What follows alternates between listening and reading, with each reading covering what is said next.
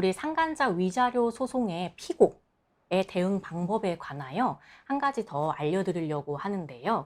오늘 말씀드릴 것은 바로 구상금 소송입니다. 보통 이제 피고 입장에서 대응할 수 있는 게 일단 상간자 위자료 소송 자체에서 위자료 금액을 감액하거나 또는 기각시켜서 전부 면하는 방법이 있을 수가 있는데요. 이 외에도 또 쉽게 생각해 볼 수 있는 것이 만일 쌍방 유부남녀라면 원고와 원고 배우자, 피고와 피고의 배우자가 있을 때 이제 원고가 본인의 배우자와 피고가 만났다는 이유로 원고가 피고에 대해서 이제 소송을 제기한 것이므로 피고의 배우자도 이제 그쪽을 향해서 소송을 제기할 수 있다. 그러면 이 소송이 두 개가 결합되다 보니까 쌍방 취하를 하는 경우도 있고 또는 쌍방 비슷한 금액으로 이제 판결이 나는 경우도 있습니다.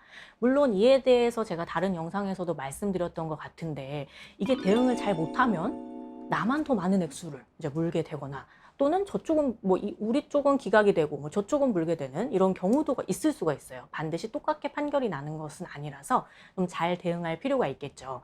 근데 제가 그중에 구상금 소송에 대해서는 좀 명확히 말씀을 드린 바가 없는 것 같아서 오늘 추가해서 말씀을 드리려고 해요. 이제 구상금 소송이 뭐냐면 물론 피고 입장에서 내가 부정행위를 한 것이 원고에 대해서는 미안하다. 그래서 위자료를 얼마를 주게 됐어요. 1,500만 원이든. 그런데 사실 나만 잘못한 것은 아니다. 그렇죠? 원고의 배우자는 뭐냐는 거죠. 예를 들어 이 원고 배우자가 유부남이라고 치면 아니, 저 사람이 나랑 만났으면 저 사람도 공동으로 잘못했다. 이거죠. 그리고 특히나 혹시 처음에 유부남이라는 걸 속였는데 알고서도 관계를 유지한 경우 결국 나도 위자료를 부담을 해야 되겠지만 그런 점은 더 잘못하지 않았냐. 또는 관계를 단절하려고 했더니 오히려 이 원고 배우자가 관계를 단절하지 말자면서 협박을 한다거나 기타 좀 범죄 행위가 될 만한 폭력적인 걸 한다거나 이런 것들로 인해 관계를 바로 끊지 못하고 오히려 더 지속하게 되었다라든지 그런 이제 좀 다소 억울할 수 있는 상황들이 있죠. 참 세상에 이제 이해 못할 일이 없다고는 하는데 비록 원고에겐 미안하지만 나는 원고 배우자에게도 책임을 물어야 되겠다. 이제 이런 경우에 하는 것이 바로 원고의 배우자에 대한 구상금 청구 소송입니다. 법리적으로는 어떤 표현을 쓰냐면 공동불법행위라는 표현을 써요. 그래서 채권자에 대해서는 즉 원고에 대해서는 내가 예를 들어 1,500만 원을 줬는데 이게 나와 원고 배우자 사이에서 공동불법행위이므로 그 과실의 정도에 따라 원고의 배우자도 나에게 어느 정도 부담을 해야 된다라는 거죠.